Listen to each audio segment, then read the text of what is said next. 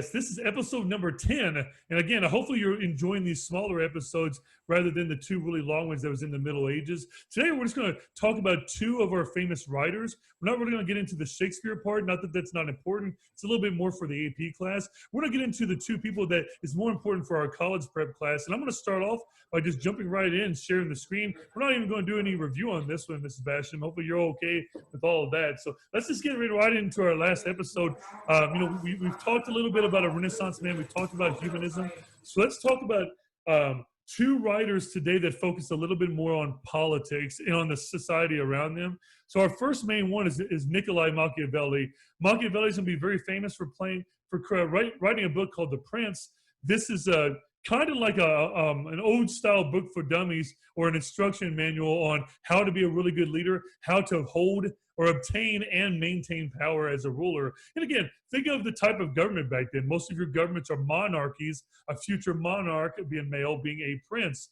So one of the main reasons why he writes this, getting into the why, is being around that Florence area. Another guy that's from our Florence kind of extension is that he writes this book and then dedicates it to Lorenzo, and dedicating it to Lorenzo being a future leader. He's hoping that, I think he earns some clout getting back into politics again, because definitely Machiavelli wrote this hoping that he would get back into the political realm again, because it is a really good instruction manual showing current problems and past problems in his time and history about how to hold and maintain power. I do want to bring up a famous quote here, Mrs. Basham, and I'll put this on the side for the students too.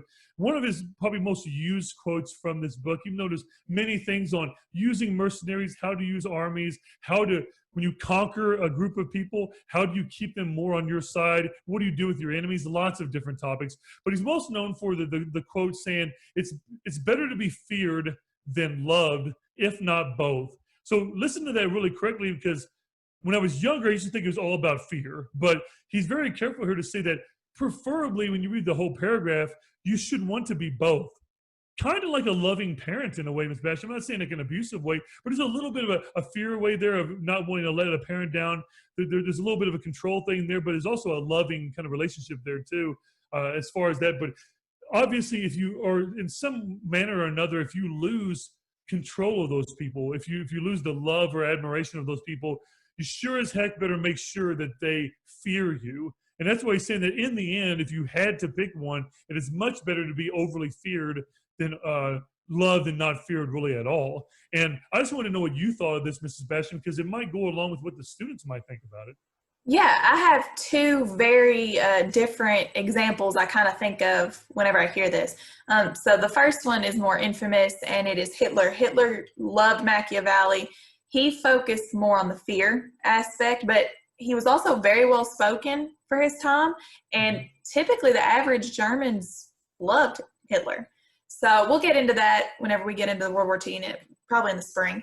Oh, yeah. But he's the first one that I came to think of. And then whenever you mentioned, the loving parent, you would rather be feared than loved.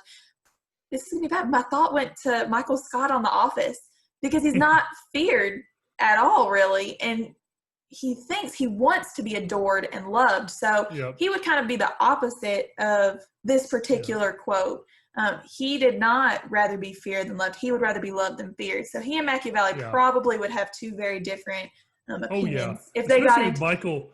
There's a scene in The Office where I think Michael does reverse quote Machiavelli, where he says, I want them to fear how much they love me. Yes. That's basically what he gets to. Yeah, I love that. So I don't know. Whenever you said that, I got to thinking about Michael Scott. Yeah, that's a good one. And again, it's stuck in your head. So if you notice, students, that Mrs. Basham and I, we're big in the history. We're really focused into it, but we love grabbing pop culture references and even just sort of tying them into what we're teaching or what we're learning as much as we can. And just to piggyback a little bit off of you, Mrs. Basham, before we move on to our second and last person, I do want to reference another leader that will be coming up a little bit more soon than Hitler will be in our content. Right before Christmas, we should be getting to Napoleon. So Napoleon Bonaparte we'll get to, future more military leader for France after the French Revolution happens. But he's another person that reads Machiavelli's The Prince, has Machiavellian tendencies. But as we go through the year, we're going to use Machiavelli more like a measuring stick or a rubric, and we're going to compare leaders in the future. Just every king and queen that we do, every like future leader of any president, prime minister, dictator, king, queen, whatever it is, we are going to eventually ask you, how Machiavellian do you think that leader is? And obviously, how controlling, how authoritarian, how willing are they to hold power, even if it means sacrificing your own people sort of aspect. But I think it's a good place to stop for Machiavelli. I'm going to turn it over to you, Mrs. Basham, to discuss our Englishman for the chapter, our last person that the students have to know when it comes to the writing in the political realm of that, and that is Mr. Sir Thomas More. Absolutely. So Thomas More was known for writing the book Utopia, which essentially criticized his current government, his current political status, and he was trying to think of what would make a perfect society. So this whole book is, critiquing what he has and saying, this is what would make it better, this is what would make it perfect. And he was actually used later on with Karl Marx and communism, trying to have this perfect society later on. We'll get to that. Again, that'll probably be after Christmas. But we will reference back to him, and we will talk about this book. He was really good friends with Henry VIII until Henry VIII killed him. And we'll talk about Henry VIII probably next week. Yeah, just quietly whisper that one. But yeah, basically he kind of set the precedence for striving to better society, striving to question the society that is there. So I think that we can think of several times in history whenever people were questioning the society that they were in, when they were questioning the decisions of leaders. And this is the time period with the Renaissance where people are really questioning the church and questioning the power that the church has. So I think that influenced his thought process, and I think his thought process eventually influenced the Renaissance, kind of a back and forth structure there. And another word that we haven't really mentioned yet on any of the episodes, but it's probably one of your four main topics when it comes to Renaissance ideas, is rationalism.